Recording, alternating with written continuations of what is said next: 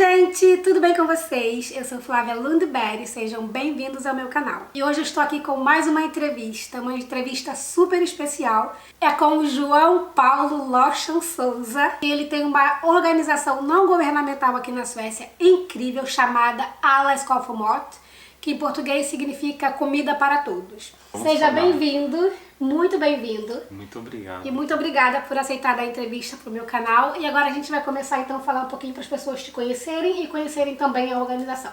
Tá ótimo. Tá bom? O João Paulo tem 35 anos, ele é da Bahia, da cidade chamada João Dourado, e ele mora aqui na Suécia desde 2014.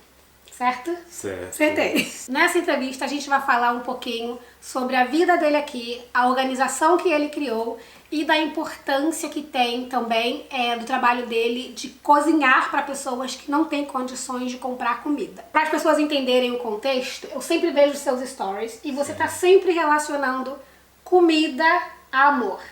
Verdade. Você sempre fala quando você vai cozinhar, agora vamos cozinhar amor. Defina para mim o que é comida para você, pra gente entender um pouquinho. Claro, com certeza. Comida, para mim, significa a base, né? A base de tudo, é o fortalecimento.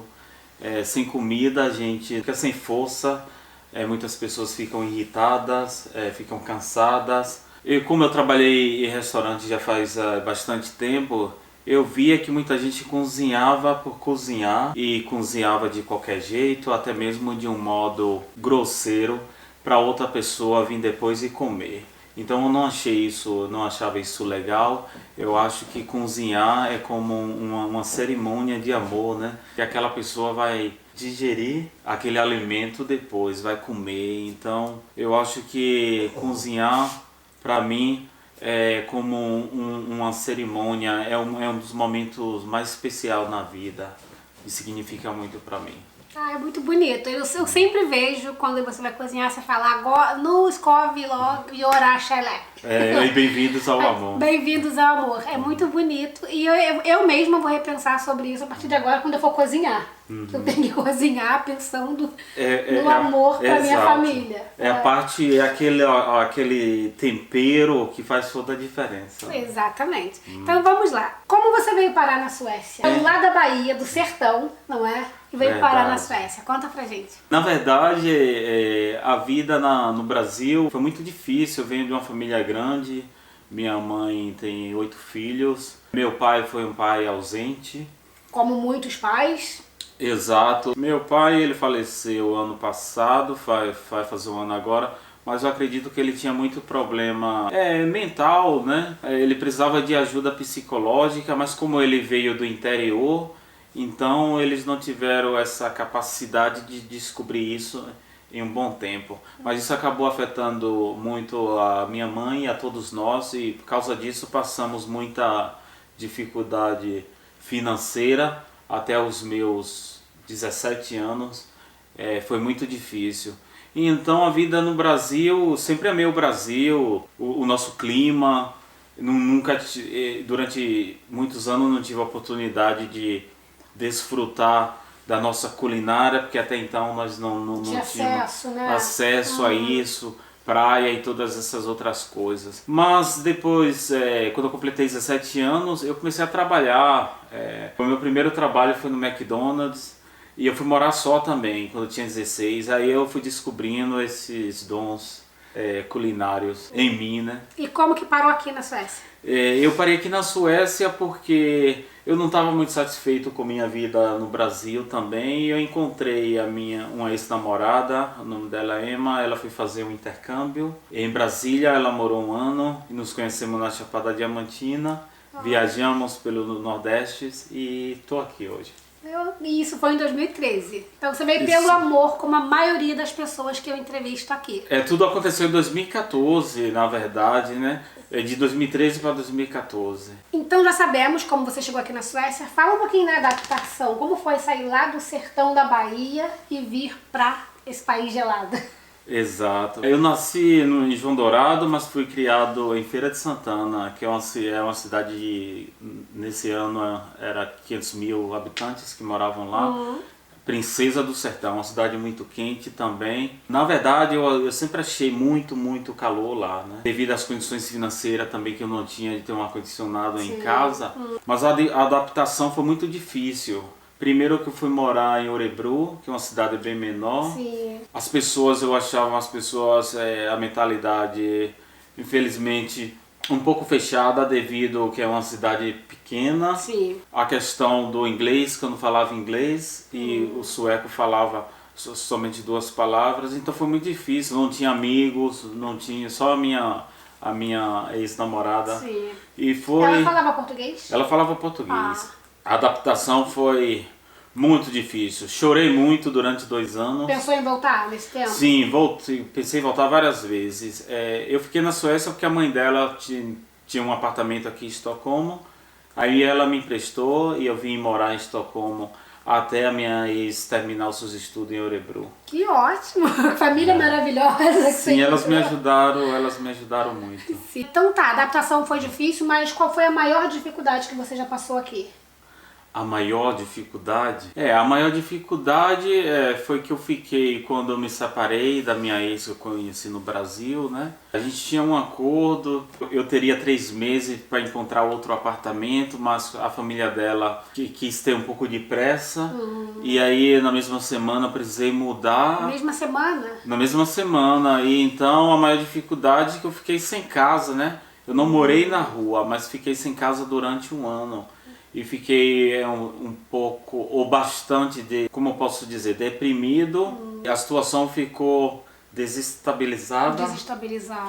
Eu fiquei deprimido por causa disso, que eu precisei sair na mesma semana. Você tá morando um tempo no espaço, de repente de alguém diz, sai daqui, se vira. Exato, e com isso, sem casa, não tinha um horário certo de comer, não tinha horário certo de dormir. Eu precisei buscar ajuda no social durante 3 meses, até me levantar novamente. Ah, que bom que agora tá tudo melhor, né? Sim, mas foi um ano muito difícil, foi em 2018. Depois da tempestade vem a bonança, né? Exato. Costuma ser assim. Você já está morando aqui há muito tempo, né? Mas ainda assim você sente saudade do Brasil? Vai completar agora vai fazer 10 anos, estou morando aqui ano que vem. Eu sinto muita saudade do Brasil, com certeza, mas nos 2 primeiros anos eu sentia muita saudade, né? Você se vê voltando pro Brasil ou não? Não para morar, eu me vejo tipo ficando lá um tempo, em uma época, em um lugar tipo que é como um sítio ou uma roça, né? Trabalhar com a terra e desenvolver esse projeto lá. É o que a gente está buscando, parcerias, né? E assim que meu filho tiver um pouco maior, a primeira coisa que eu quero fazer é voltar. Você tem um filho, né? Eu tenho um filho. Quantos anos? 10 meses. 10 meses? É um bebê! Joey é um bebê. Então eu quero muito voltar ao Brasil e continuar esse projeto lá. Mas para morar, eu não tenho planos de morar no Brasil longo tempo não, mas passar a temporada sim. Teve algum choque cultural aqui na Suécia? Nossa, muito. Fala alguns. O choque cultural primeiro foi comigo e minha ex-parceira, né, minha ex-namorada.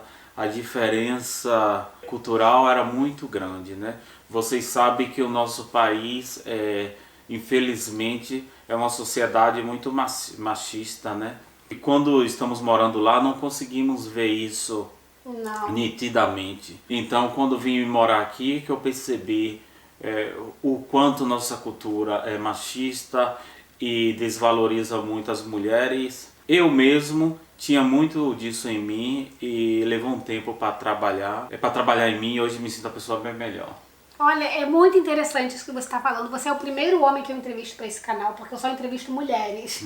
Mas é muito interessante ouvir um ponto de vista masculino sobre isso. A igualdade que tem aqui na Suécia e que, de fato, o que você falou é verdade. A gente não vê, a gente não percebe. Não, a gente não percebe, né? E quando eu falo da sociedade machista, não quer dizer que só os homens... Até mesmo as mulheres... É estrutural, né? Exato. A gente vê isso nas danças, como as mulheres também se agridem, como os homens tratam as mulheres. Como as mães tratam filho e filha. Filha, não exato. é? Porque eu sempre questionava minha mãe Por que que eu e minhas irmãs tínhamos que lavar a louça no domingo quando meus irmãos ficavam sentados na sala vendo televisão? Exato. E ela dizia assim, porque é assim, mas Assim que é. é o machismo estrutural que tá ali. É muito bom um homem vir aqui falar sobre isso, porque quando a gente Exato. fala para alguns homens brasileiros que o Brasil é machista, eles reagem. Não é. Nossa, o Brasil é extremamente machista. Até mesmo, às vezes, como uma moça senta, né? Já é um motivo de falar. Aqui não tem isso, né? Exato. As pessoas Mais igualitário, são né? livres. Exato. É. Agora eu vou fazer uma pausa aqui nesse vídeo para convidar você que ainda não está inscrito no meu canal, se inscrever. E tem muitas outras entrevistas aqui que você pode assistir. Aproveita e faça um Flaviaflix e assista todas as outras entrevistas aqui que estão muito legais. Vamos continuar? Super, vamos continuar. Então agora a gente vai para a segunda parte da entrevista e vamos falar um pouquinho sobre a parte profissional. Vamos Tá bom? sim. Você já trabalhava como cozinheiro no Brasil ou começou a trabalhar aqui? Sim, eu já trabalhava como cozinheiro no Brasil. Comecei, como disse, no McDonald's quando eu era adolescente, mas fui trabalhando em outros restaurantes também. Trabalhei em restaurante italiano e fui em um curso em Salvador, um curso de culinária. E sim, já trabalhava já há 7 anos com... Ah, então você já era cozinheiro lá. Sim, já era cozinheiro no Brasil, sim. E então você fazia comida italiana, você faz comida de Sim, diferentes lugares? Sim, comida italiana, comida brasileira até então, né?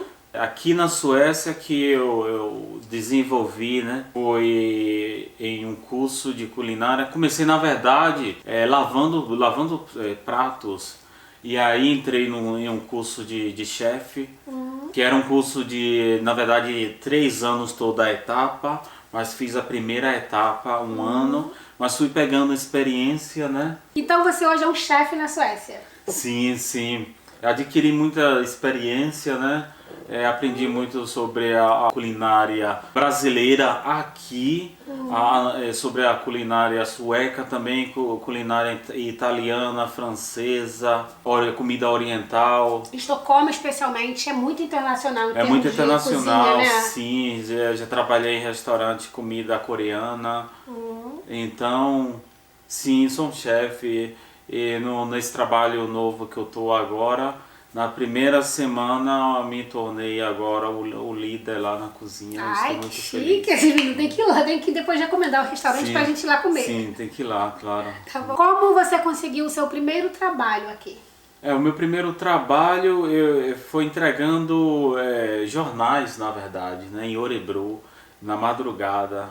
Foi um trabalho Duro, né? duro, porque fazia muito frio e eu não entendia muito o idioma.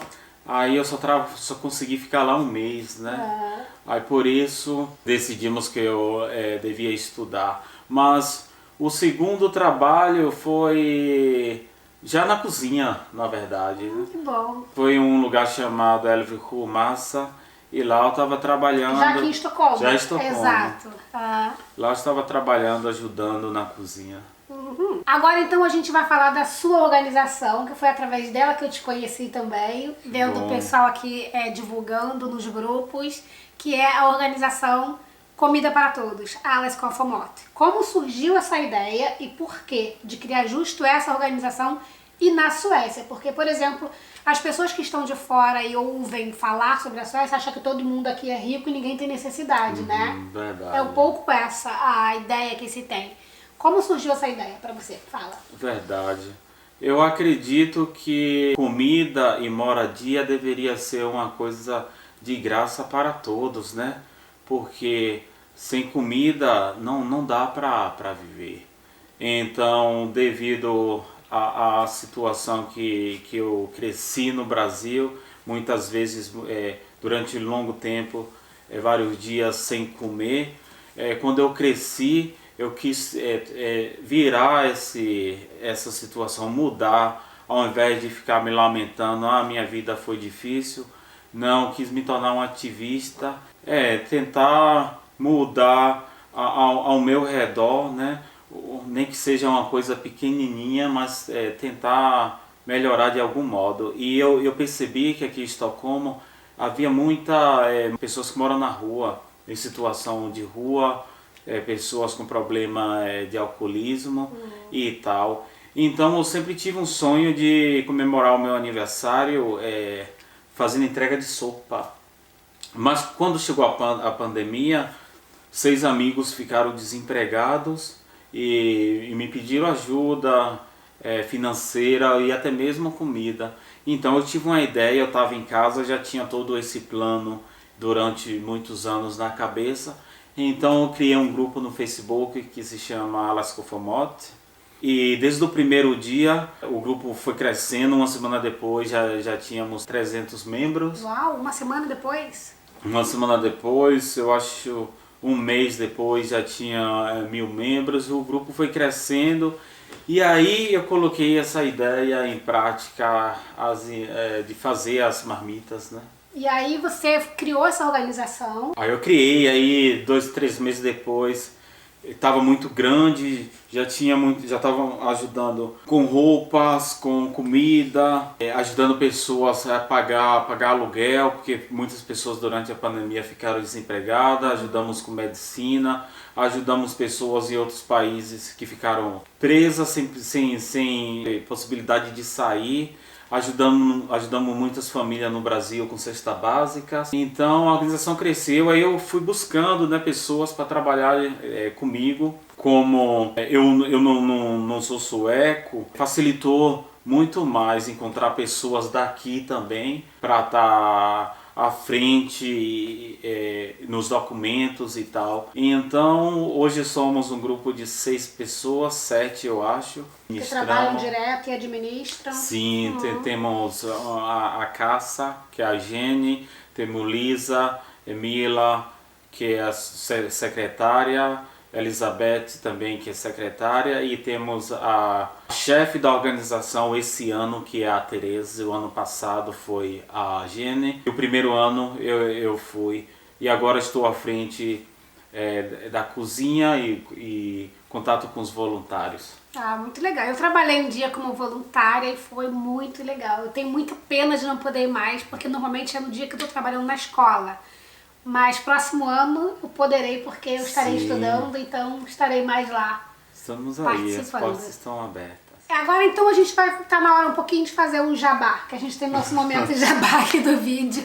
Como que as pessoas podem ajudar a organização, tanto financeiramente como trabalhar como voluntários, que muitas vezes necessita voluntário, quem não tem dinheiro, não pode ajudar, pode trabalhar, né? Verdade. A pessoa pode ajudar, tem vários modos, várias formas, de ajudar. Como voluntário, cozinhando, ou fazendo as entregas das marmitas, ou traduzindo textos. A organização tem muitos pequenos detalhes que sempre precisamos de ajuda, né?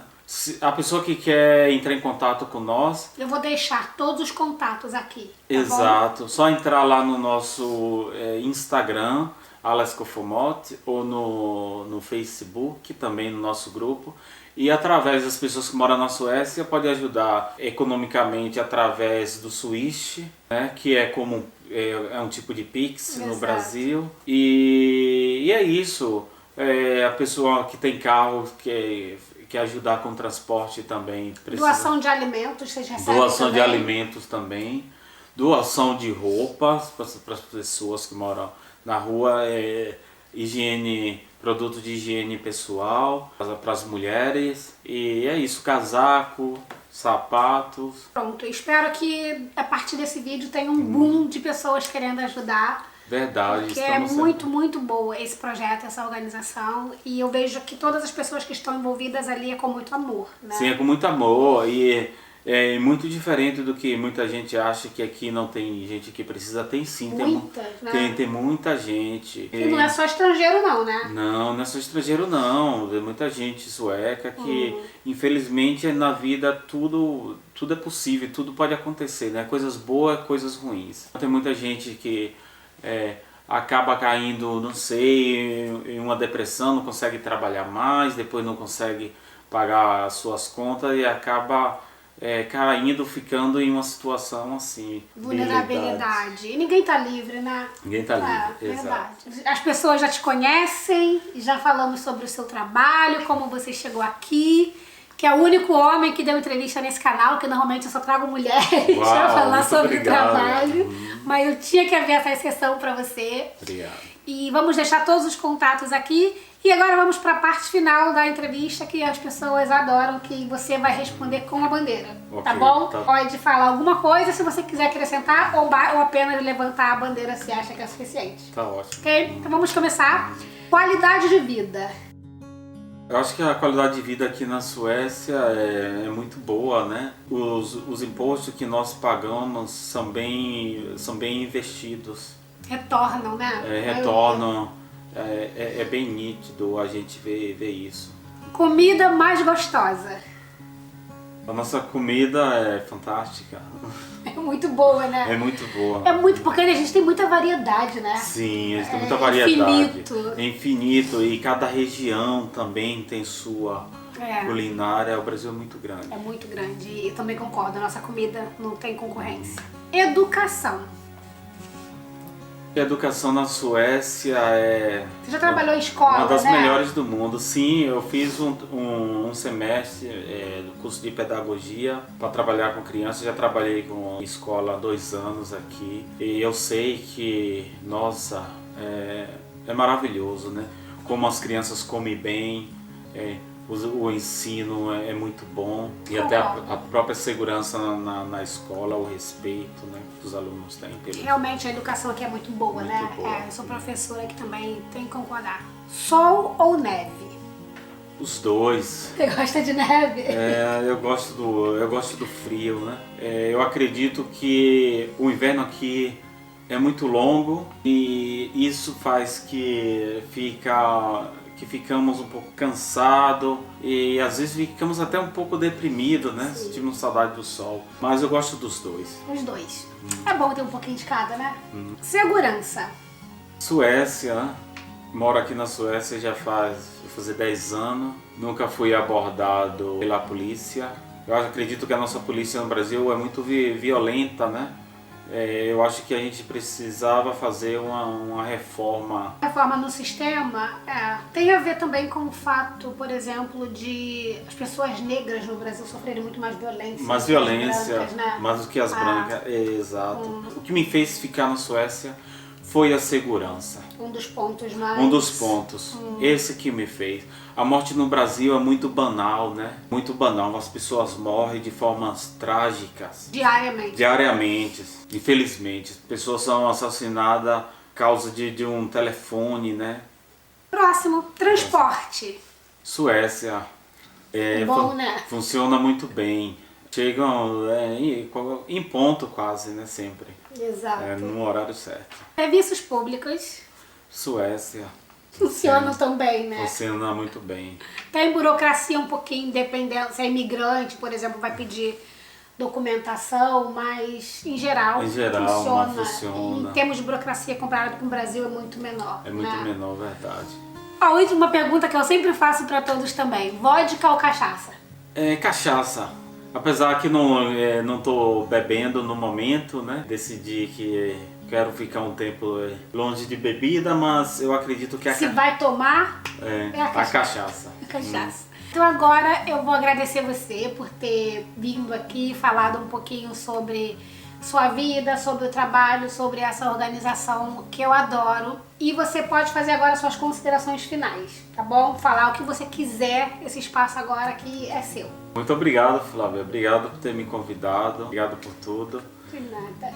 E é isso. A mensagem que eu deixo para vocês é que cada dia que passa, o mundo está ficando cada vez mais louco, né? Muitas coisas que acontecem diariamente, que nos comove muito, e acredito que estamos perdendo muito assim, simpatia. O amor, infelizmente, está esfriando cada vez mais. Eu queria pedir, na verdade, né, para a gente acreditar mais no amor, ter mais compaixão, fazer mais autorreflexão sobre nós mesmos, nossas atitudes, tentar nos conhecer melhor, né, ao invés de tentar ficar criticando os outros, a situação dos outros, porque essa pessoa está agindo assim, né? Porque tudo tem um significado, um sentido, né? E uma causa. E vamos cuidar mais um dos outros, né? Começando em casa, e é isso. Então, muito obrigada por ter vindo aqui. Um abraço para agradecer por essa entrevista.